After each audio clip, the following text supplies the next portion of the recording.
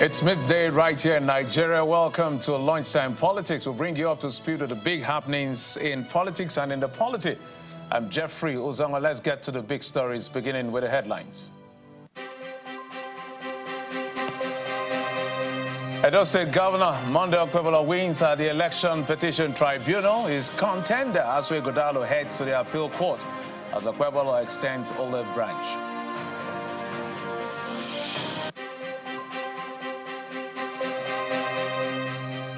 Donald Trump announces global tariff on all imports into the United States, slams Nigeria with a 14% on U.S.-bound Nigerian products.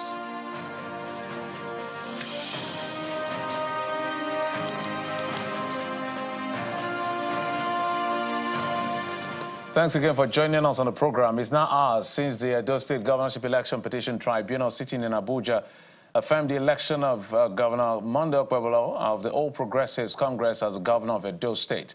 The three-member panel, headed by Justice Wilfred Kpochi, dismissed the petition filed by the PDP and its candidate, Asue Godalo, against the outcome of the September the 21st governorship election, that's last year.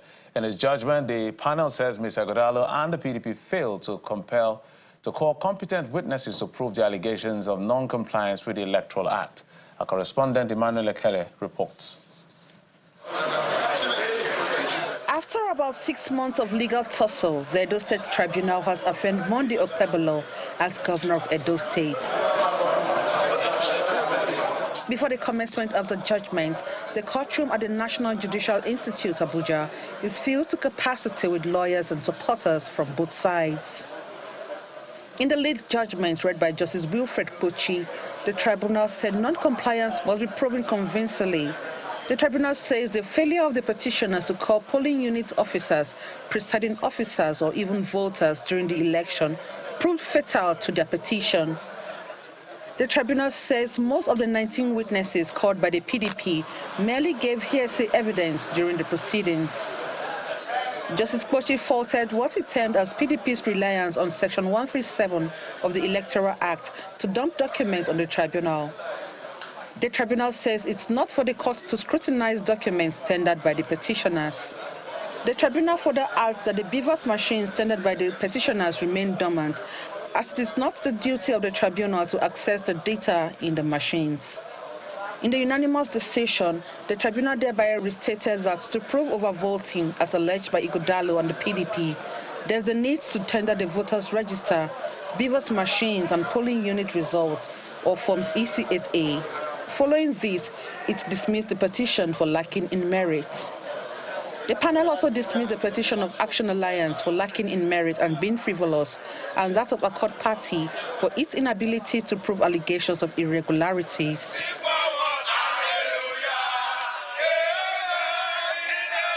Outside the courtroom, the APC jubilates.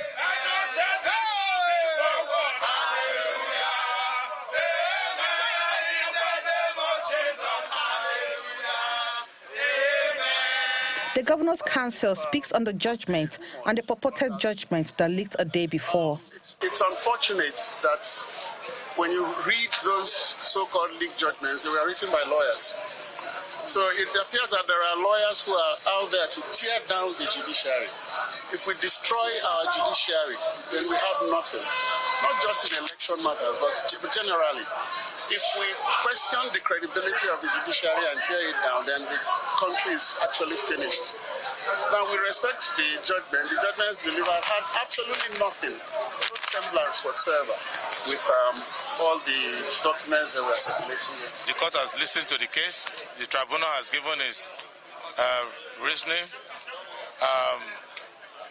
Our clients have shown that they're not satisfied, so we'll wait for further instructions. It's left to be seen if the PDP and its candidate, Asue Godalo, will appeal the judgment.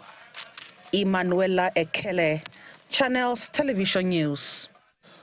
As expected, the PDP candidate, Asue Godalo, is calling, is saying that he's expressed his disappointment with the judgment while asking his supporters to remain calm and law-abiding.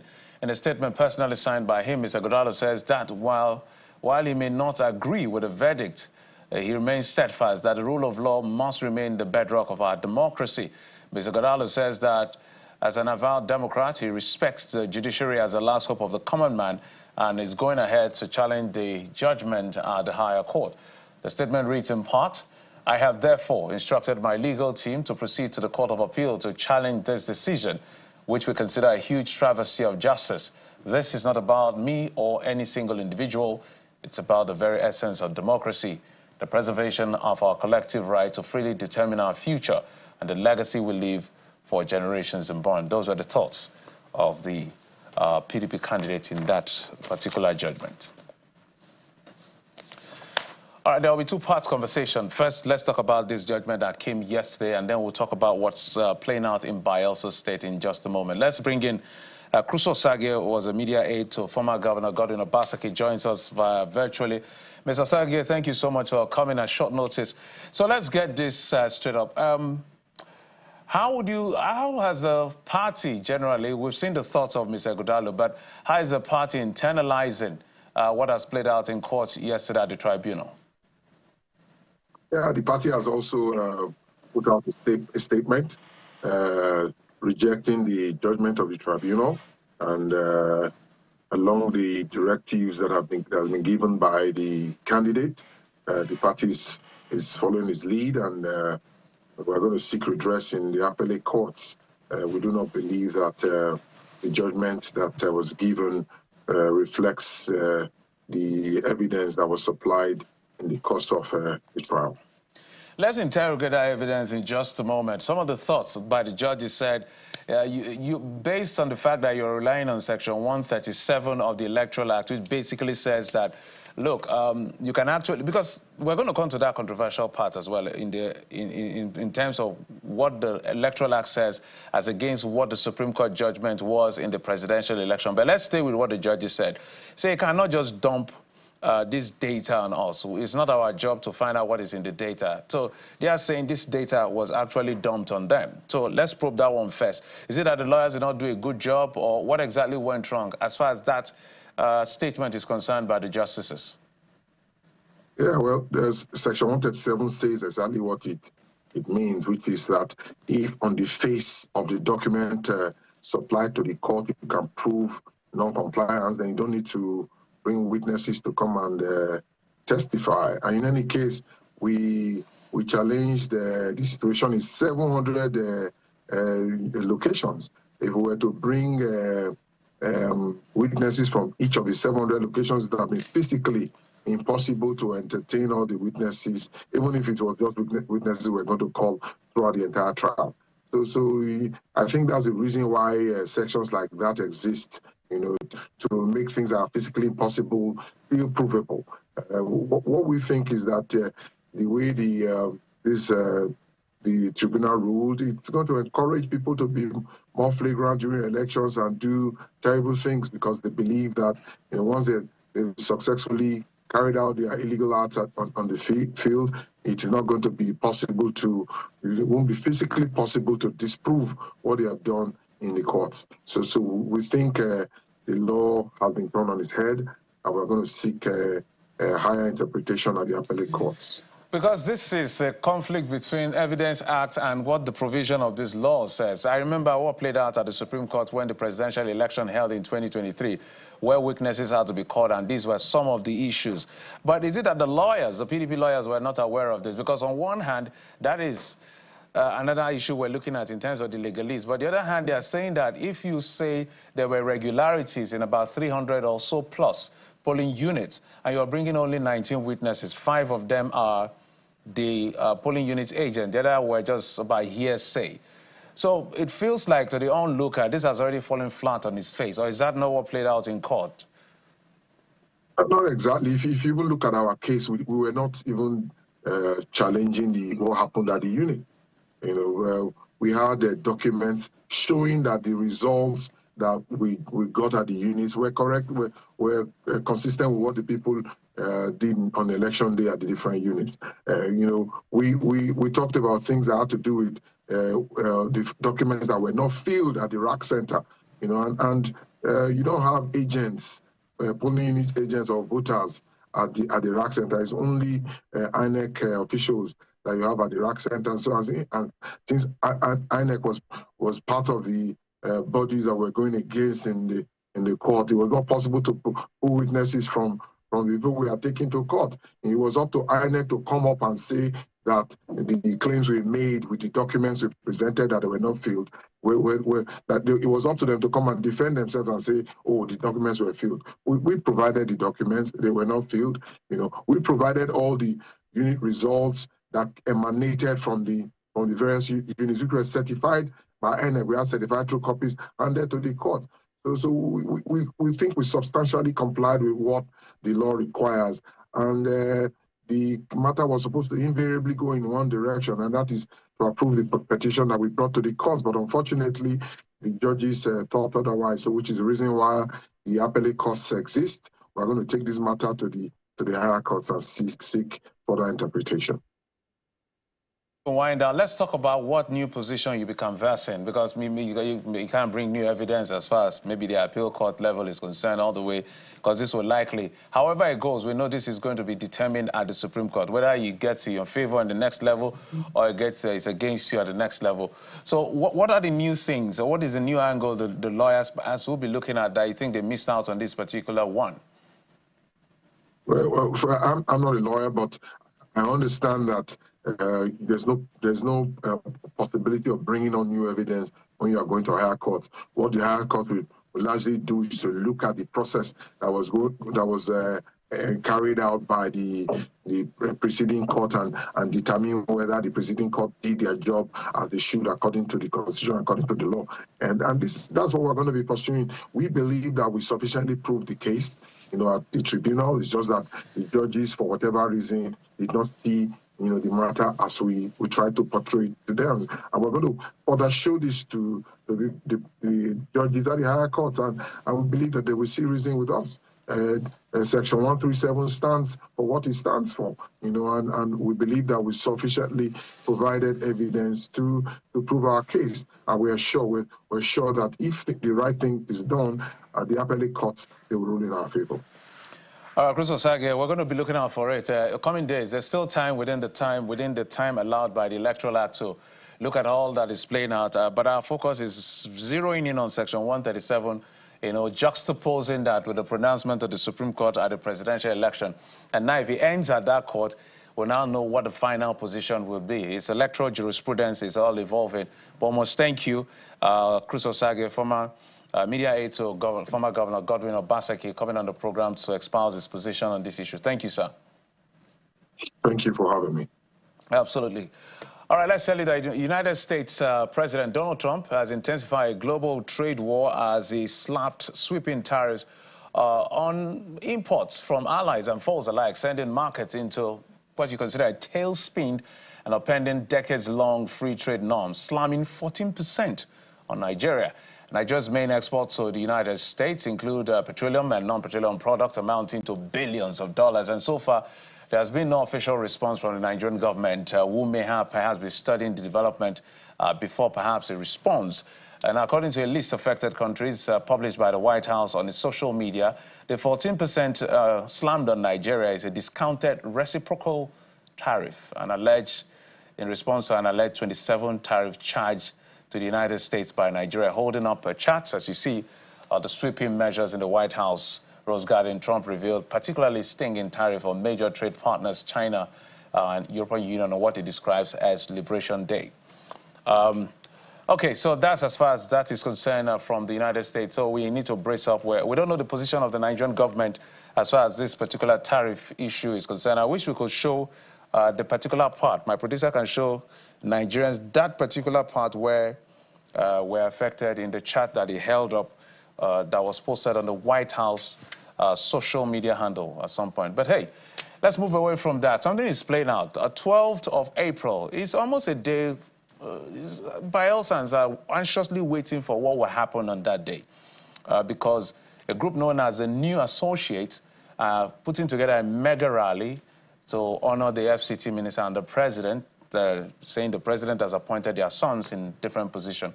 Well, the Bayelsa state government has come out to say, we don't want that gathering. And maybe we'll take a listen to what the governor said, and then I'll bring in my guest.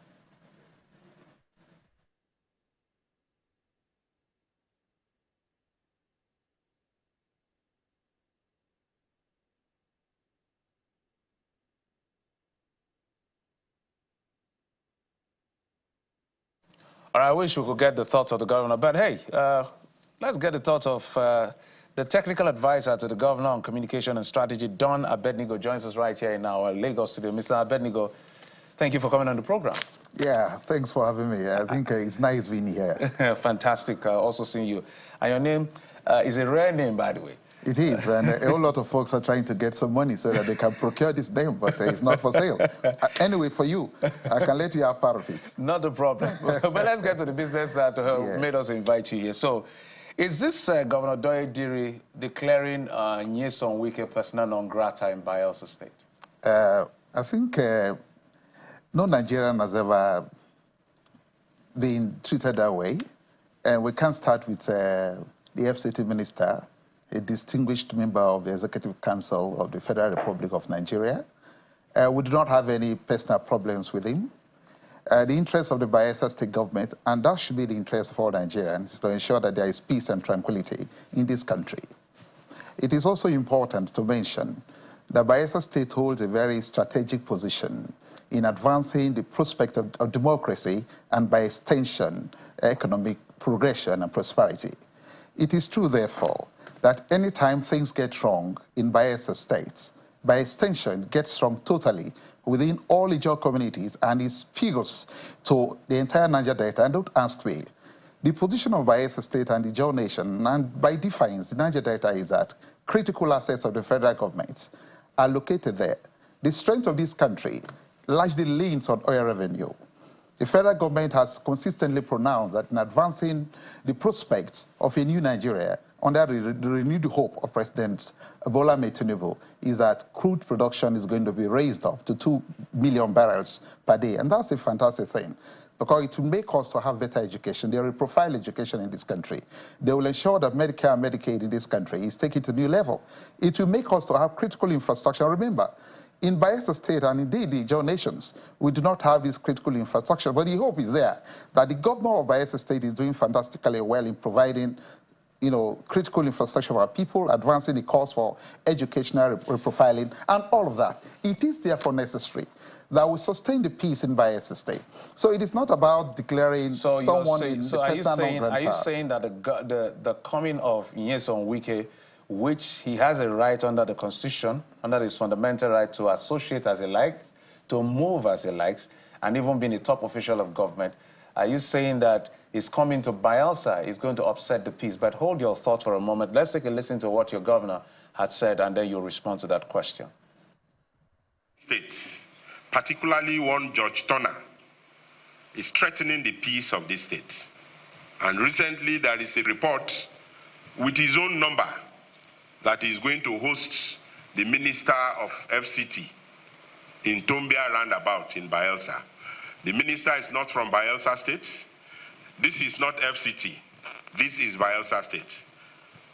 All service commanders should be at alert. That meeting must not take place in Bayelsa state. He can host his minister anywhere outside Bayelsa state. And I direct further that no public place, no public school, no public place, infrastructure, should be used by anybody except by the approval of the state government. People listening will say this is a direct threat to the organizers and to Nyesom Wike. I listened to George Turner, who said that they are not using any public facility. So why the furore? Yeah, I think for Nigerians who know who Aide is as a governor, he's a soft speaker. He's a very liberal-minded Democrat. And he's a very tolerant governor. For you to hear him say this, he's speaking the minds of his people. Remember, he's not a military leader. He was elected by the people. He's a product of democracy. And the people of Bayelsa state, and by extension the Ijaw nation, have told him, if this rally, supposed rally takes place, situations will get bad in this state. And I just mentioned there not long ago that anytime things get wrong in Bayelsa, it affects the economy of this country. Who is there in this country that does not want Nigeria to progress? Who is there that does not love peace and tranquility? We are saying that as Bayelsans and as Ijaw people, we want to sustain the prevailing peace in Bayelsa. Remember, this is him worried about what is going on in River State. He doesn't want it to happen in Bayelsa State. Is that what it is beyond just what is happening in River State. Though we understand that River State is like our parent state because Bayelsa State was created from River State. But truth be told, all that happened in River State, I don't believe there is any responsible, reasonable Nigerian that is saying that is okay. And remember, that part of River State is an Ijaw community. The governor that was removed there is an Ijaw man. But that is not the point. The point is the ripples of the crisis in River State are largely affecting Bayelsa State. And leave that apart. A couple of weeks back, the FCT minister, I will not mention his name to glorify him with due respect to his position, he did say openly on different channels, and he addressed the media, he called virtually every leader in Ijaw land, including our governor, late Pa Ike Clark, the president of INC, our leaders, the Isaac Burrows, the dead and their life. He said they should go to hell. Who are they? They are useless people. I will see what I will do. He said so. It's a record. I don't think he used the word. He used, no. I don't think next time, for fast check, I don't think he used the word useless. No, let me tell you. I'm not holding brief for him, for the records, but I don't think he used the word useless. Maybe you tell me what he said. No, but at least I know he didn't use the word take useless. Away that. I am saying he used very disparaging remarks against the people of our land, including the dead and our leaders, and our people are not happy about it. Every community, every neighborhood, you go to Bayelsa State, and indeed the entire Ijaw nation, they are saying this man has pricked us at the wrong spot. And therefore, he is coming to Bayelsa State, it's ill-timed. Note, what the governor is doing is to protect peace and security. What the governor is doing is to ensure that law and order is maintained. Any act that is going to undermine law and order in Bayelsa State is likely going to undermine national security. Let me try and see if I can interpret this. So this is you and the people of just saying you have abused our sensibilities, and for now stay away from our spaces to avoid escalation of things. Is that what you're saying? Exactly so, and beyond that, as the Ijaw people, we are forced to imagine the remarks of the FCT minister were directed to an ethnic nationality in Nigeria like the Yorubas. And he did say, for example, that, who is Odudua? They should go to hell. I will see what they will do to me. And he starts mentioning Awolowo and other leaders in Yoruba. What will the president say? Will he blink his eye and look the other way? And that is why, for me as a person, as Nigerians who are concerned about these threats to a breakdown of law and order, to ask, who is the national security advisor in this country? A couple of years ago, I was in the police force as an officer. And I used to know the national security advisor, a fantastic police officer, one of the most respected law enforcement officers in this country, Mr. Nuhu Ribado. What has happened to him? Is he not aware that the utterances of a person in government poses grave and imperative threats to national security? Does he not understand that if there is a crisis in the Niger Delta, specifically in Bayelsa State, let me say this, it will affect the peace and tranquility that is pervading the land. So we want to sustain it, and therefore, where we know that the bloods of the people have turned torrent and there is obvious threats to violence, please, can we put it off? So as the governor escalated this to the presidency? Look, there is nothing the governor has not done. The governor has spoken to the presidency, he has spoken to the National Security Advisor, he has spoken to the Inspector General of Police, he has spoken to the DG, DSS, he has spoken to all security chiefs. He had him said that he also convened a meeting of all security chiefs in the state, and he outlined everything based on even their security reports. Look, we don't want to act on the basis of reciprocity on the wrong side. Okay. A couple of years ago, not long, there was an outgoing governor of Bayelsa State, distinguished Senator Harry Senake Dixon, who went to Rivers to visit our brothers, our Ijaw brothers, specifically the Amayana of Kalabari, a very revered monarch in Nigeria. Do you know what the governor of Rivers State, then the FCT minister now, he said? He said if not that he's respecting himself, he would have sacked the king for allowing the governor of Bayelsa State to visit his state without letting him know. See, look, we don't want this level of affront. Nigeria has grown beyond this. And so starting reckless utterances must not be tolerated by national security advisor. Let's land on this. What happens? What if Judge Turner and the new associate, which I suspect means yes, some is one Wike associate. That's my suspicion. I may be wrong. Yeah, right. So if they defy all of these threats and all of these things, utterances, and decide to go on in a private space and do their thing, what happens? Not long ago, there was an outright condemnation by Nigerians as to what happened at Abalama in River State. This same FCT minister, I will not mention his name, was to be received like what is about happening in Bayelsa State. And there was a total outright condemnation by all persons who meant well for this country. The National Security Advisor was properly briefed about it. He looked the other way. And do you know what happened? All the military arsenals in this country were mobilized to Abalama to protect this entity, this individual, the FCT minister. You know what? Air Force planes, helicopters, fighter helicopters by the police, marine and watercrafts, gunboats and warboats, mobile men in their squadrons in Abalama in Far River State was turned upside down to dare the job people. But do you know what we did as the job people? We said this is a serious affront. Let us pretend not to toe their line of insecurity. Now, is that what they want to do in Bayelsa State? And let me say it for free. Bayelsa State is not Abalama. Bayelsa State is the cradle of the Ijaw nation. It's the Jerusalem of all Ijaws. And take it or leave it. Ijaws in the United States will be permitting on Bayelsa State to come and receive Wike. Ijaws in Akwa Ibom State, in Ondo State, there are Rogbos. In River State, in Delta, and of course, remember the mother nation of the Ijaw State, Bayelsa, they will all come from the creeks and the cranes. Is that a threat? No, listen, they will be coming to receive the FCT minister. They say the Ijaws want to receive the minister for doing so well for their sons and daughters. We will not preach violence. No, it's not violent. We're saying, look, at the end, we will mobilize to receive the FCT minister, and then we will see the same embarrassment that was done in Abalama. But the question is, have we become a state that is so brutish in nature that the National Security Advisor does not want to do what is right? Okay. What is right is very simple.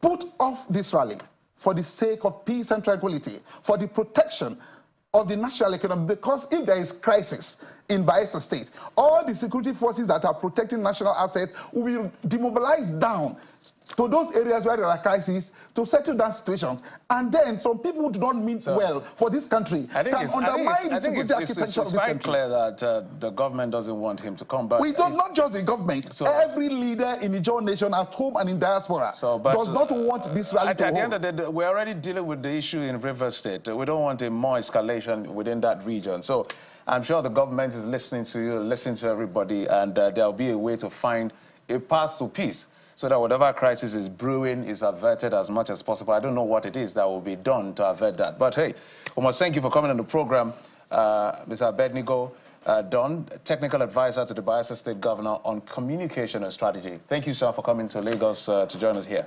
It's a pleasure being here. And the final word, even though you've just drawn the curtain, let peace reign in Bayelsa State so that Nigeria let peace reign in Nigeria. Thank you. Fantastic.